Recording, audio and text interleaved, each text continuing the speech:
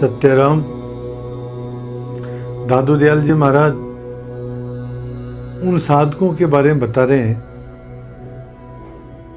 जो भजन करने में लगे हुए हैं।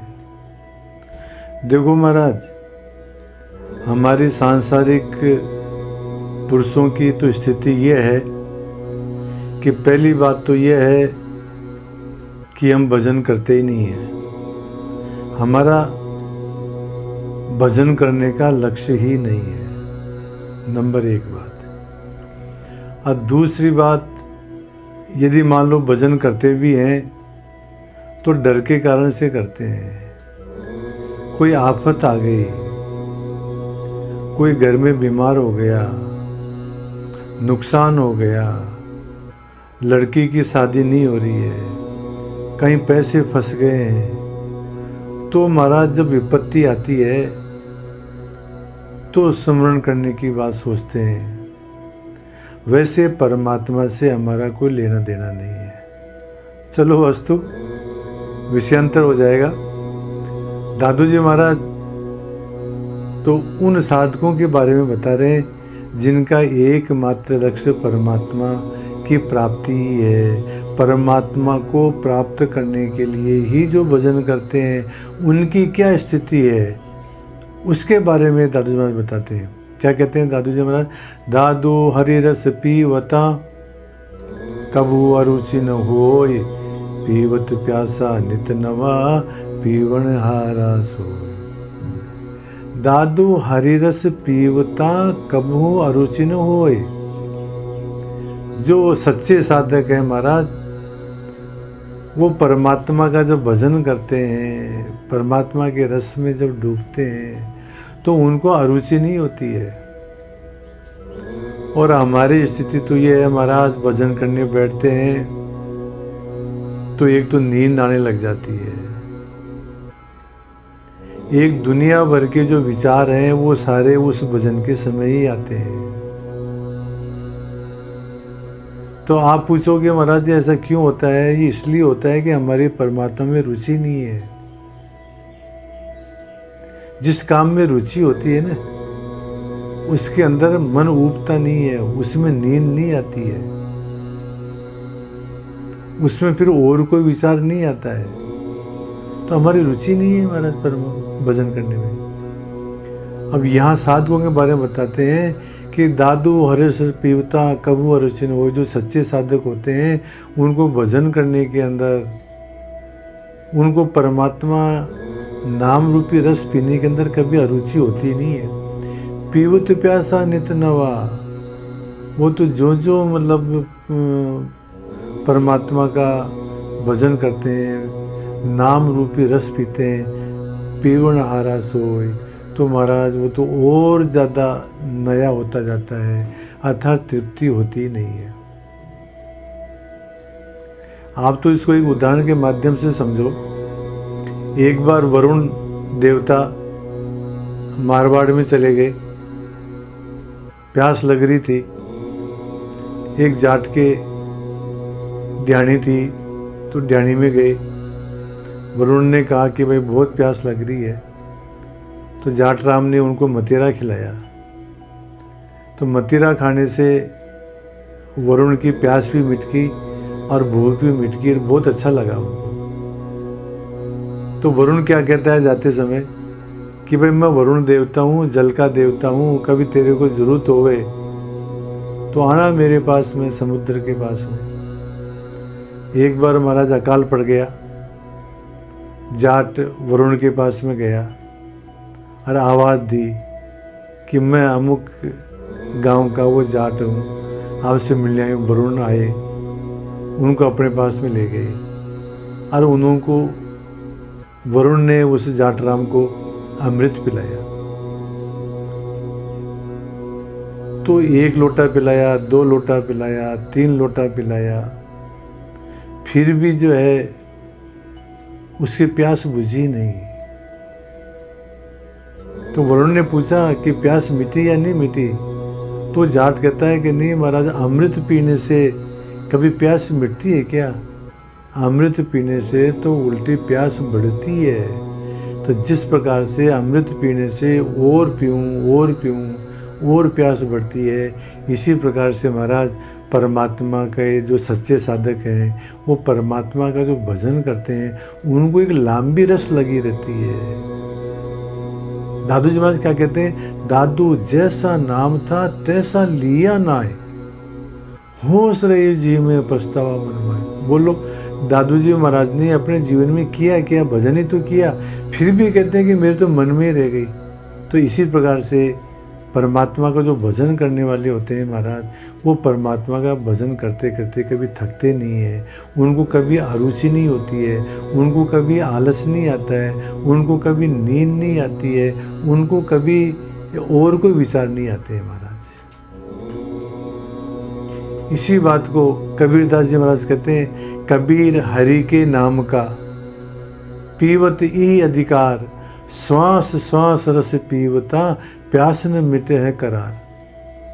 वही बात, जो बात दादू जी महाराज कहते हैं वही बात कबीर जी कहते हैं कि जो हरि का जो नाम है इसको जो लेता है वो श्वास श्वास रस पीवता, वो प्रत्येक श्वास में नाम का स्मरण करता है, फिर भी प्यास न मिटे करार, फिर भी उसकी प्यास नहीं मिटती है, उसकी तृप्ति नहीं होती है महाराज। इसी बात को और दादू जी महाराज और शब्दों में कहते हैं कि जो जो पीवे राम रस त्यों त्यों बढ़े पियास, ऐसा कोई एक है बिरला दादू दास। जो जो पीवे राम रस, जो जो राम रूपी रस, भजन रूपी रस पीता है, भजन करता है, तो त्यों त्यों बढ़े पियास, और प्यास बढ़ती है महाराज कि और भजन करें।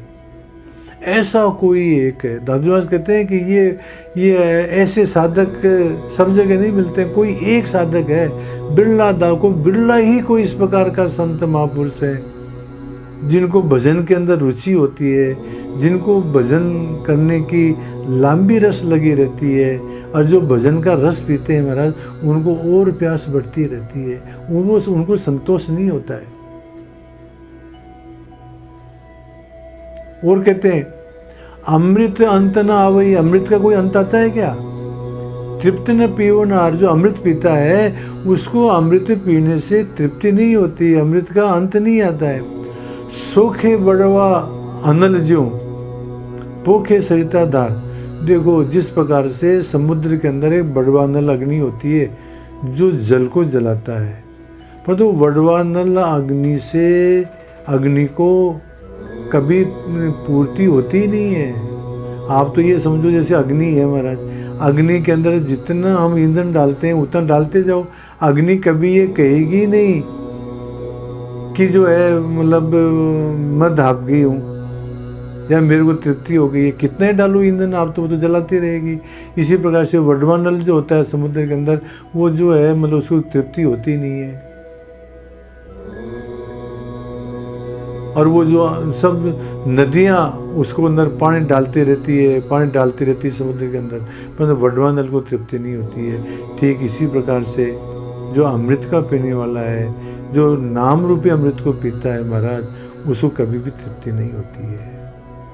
वही बात दादू जी महाराज कहते हैं, जो जो पीवे राम रस त्यों त्यों बड़े पियास, ऐसा कोई एक है। ऐसा कोई एक का तात्पर्य यह है कि भजन में तो कोई एक ही लगता है महाराज। गीता के अंदर आया, मनुष्याणाम सहस्त्रेषु कश्चित यतति सिद्धये यततामपि सिद्धानाम कश्चिन माम वेत्ति तत्वतः। हजारों मनुष्य में से कोई एक आदमी, मनुष्याणाम सहस्त्र कश्चित यतति सिद्धे, कोई एक आदमी भजन में लगता है और उन लगने वालों में से भी कोई एक प्राप्त करता है। एक बार महाराज हिमालय की तलहटी में एक आश्रम था, वहां एक वृद्ध संत रहते थे। गांव वालों ने कहा कि महाराज आपकी उम्र ज्यादा हो गई है तो कोई शिष्य बनाओ। तो उस आश्रम से संबंधित और भी कोई आश्रम थे, तो उन्होंने एक आदमी को भेजा। एक आदमी क्या भेजे, उन्होंने सूचना भेजी और अन्य आश्रमों के अंदर कि हमारे को 10 आदमियों की जरूरत है। सब गांव वालों ने आश्चर्य किया कि हमने तो बाबा जी से एक ही आदमी का आग्रह किया है, ये 10 आदमी बुला रहे। चलो अस्तु कोई बात नहीं भाई, संत की लीला संत ही जाने। 10 आदमी आश्रम की तरफ चलने लगे। रास्ते में महाराज एक कोई गांव था, वहां स्वयंवर हो रहा था महाराज। ये 10 आदमी भी वहां चले गए स्वयंवर में। उनमें से उस लड़की ने 10 में से एक आदमी को चुन लिया। तो उस एक आदमी ने कहा कि बस मैं तो अब यहीं रहूंगा भाई, नहीं जा पाऊंगा। आगे गए, कहीं धन मिल गया, दूसरा आदमी उसी के अंदर अटक गया। तीसरा आदमी और कहीं आगे गया, उसको और कोई अच्छी नौकरी मिल गई, अच्छा पैकेज मिल गया, वो वहां रुक गया। कहने का तात्पर्य है कि अंत में उस आश्रम में एक ही आदमी पहुंचा। तो बाद में उन गाँव वालों ने पूछा कि महाराज आपने तो 10 को बुलाया था, एक कैसे पूछा? कि तो यही तो रहस्य है कि मनुष्य नाम सहस्त्रेषु कश्चित् इति श्रद्धेय। परमात्मा की ओर हजारों में से कोई एक चलता है, और उन चलने वालों में से भी कोई एक पहुंचता है महाराज। क्योंकि बीच के अंदर जो है ना व्यवधान बहुत आते हैं। बीच के अंदर जिस प्रकार से जो 10 आदमी चले थे, उसमें एक को राजकुमारी ने वर्ण कर लिया, एक को पैकेज मिल गया, एक को धन मिल गया, ऐसे रुक गए। तो इसी प्रकार से महाराज परमात्मा की तरफ चलने के अंदर कोई एक आदमी है जो इस प्रकार का भजन करता है महाराज। तो ये बात बताते हैं दादू जी महाराज। और कहते हैं दादू जी महाराज कि परमात्मा का भजन करना सहज नहीं है। वो बताते हुए कहते हैं, तन गृह छाड़े लाजपति, जब रस माता होए, जब लग दादू सावधान, कदे न छाड़े कोई। देखो महाराज, ये जो व्यसनी होते हैं, ये जो शराबी होते हैं, ये क्या करते हैं? अपने तन की परवाह नहीं करते। उनको इस बात की परवाह नहीं है कि शराब पीने से शरीर खराब होगा, उनका घर बर्बाद हो जाएगा, उनको इस बात की परवाह नहीं है। उनको लाज नहीं आती है, उनको शर्म नहीं आती है। तब जाकर के जब रस माता हो तो वो शराबी बनता है महाराज। जिसको घर की परवाह नहीं, पैसे की परवाह नहीं, पत्नी की परवाह नहीं, बच्चों की परवाह नहीं, लोक लाज की परवाह नहीं, वो शराबी बनता है। इसी प्रकार से महाराज परमात्मा की तरफ भी जो है वो ही जाएगा जिसको जो है संसार की परवाह नहीं। जब तक वो सांसारिक व्यवहार को महत्व देगा तब तक परमात्मा की प्राप्ति नहीं कर सकता है महाराज। जब लग सावधान दादू सावधान कदे न छाड़े कोई। महाराज परमात्मा की तरफ भी वही जा सकता है जो इनकी परवाह न करे लोक लाज की। सुंदरदास जी महाराज कहते हैं ना कि लोक लाज कुल की मर्यादा, छोड़ दई जो धागो, हरिजन हरि में ऐसे मिल गए, सोना मिलो सुहागो। वो लोक लाज और कुल की मर्यादा का ध्यान नहीं रखते हमारे, परमात्मा में जो रखते हैं। सुंदरदास जी महाराज कहते हैं, न लाज कान लोक की, न वेद को कयो करे, न संक भूत प्रेत की, न देव यक्ष ते डरे। सुने न कान और की, दृशे न और अक्षणा, कहे न मुख और बात, भक्ति प्रेम लक्षणा। जो परमात्मा की भक्ति करेगा, जो परमात्मा से प्रेम करेगा, वो जो है लोक की लाज कान की तरफ ध्यान नहीं देगा, वो वेदों के बारे में ध्यान नहीं देगा, वो भूत प्रेतों की शंका नहीं करेगा, वो देव यक्ष से नहीं डरेगा, वो किसी की बात सुनेगा नहीं, किसी तरफ देखेगा नहीं, और कुछ बात बोलेगा नहीं। जैसे मीरा, वो जो है परमात्मा के रंग में रंग गई महाराज। तो उसने जो है मतलब अपने लोक लाज का ध्यान नहीं दिया, उसको सब कहा मेरा सादा को रंग छोड़ो है, लाजे थारो मेड़ तो मेवाड़ लाजे रे। तुम मीरा तुम साधों का संग छोड़ दो, इससे तुम्हारे मेड़ता और मेवाड़ लाजता है। परंतु उसने ध्यान नहीं दिया। तो महाराज जो परमात्मा की तरफ जो जाएगा वो इनकी तरफ ध्यान नहीं देता, लोकलाज की तरफ से। और कहते हैं प्रेम लग्यो परमेश्वर सो जब भूल गयो सगरो घरवारा, जो उन्मत्त फिरे जित तित नेक रही न शरीर संभारा, श्वास श्वास उठे सब रोम चले दीर्घ नीर अखंडित धारा, सुंदर कौन करे नवदा विधि छाक पर रस पी मतवारा। प्रेम लग्यो परमेश्वर सो जब भूल गयो सगरो घरवारा, जब परमात्मा से प्रेम लग जाता है तो वो घरवार सब भूल जाता है महाराज। वो तो पागल की तरह से हो जाता है। जो उन्मत्त फिरे जित तित नेक रही शरीर संभारा, उसको अपने शरीर की संभाल नहीं रहती है महाराज। वो तो परमात्मा के प्रेम के अंदर रोता रहता है, मस्त रहता है। उसको नवदा विधि क्या है, वो तो प्रेम के अंदर मस्त रहता है महाराज। तो परमात्मा के जो प्रेमी होते हैं ना महाराज, वो एक तरह से अमली होते हैं, व्यसनी होते हैं महाराज। उनको किसी बात की परवाह नहीं होती है। चलो अस्तु, इस प्रकार से दादू जी महाराज कहते हैं कि परमात्मा के प्रेमी होते हैं, परमात्मा के जो साधक हैं महाराज, उनको रामरस पीते हुए कभी भी अरुचि नहीं होती है। उनको तो और अधिक से अधिक प्यास बढ़ती रहती है।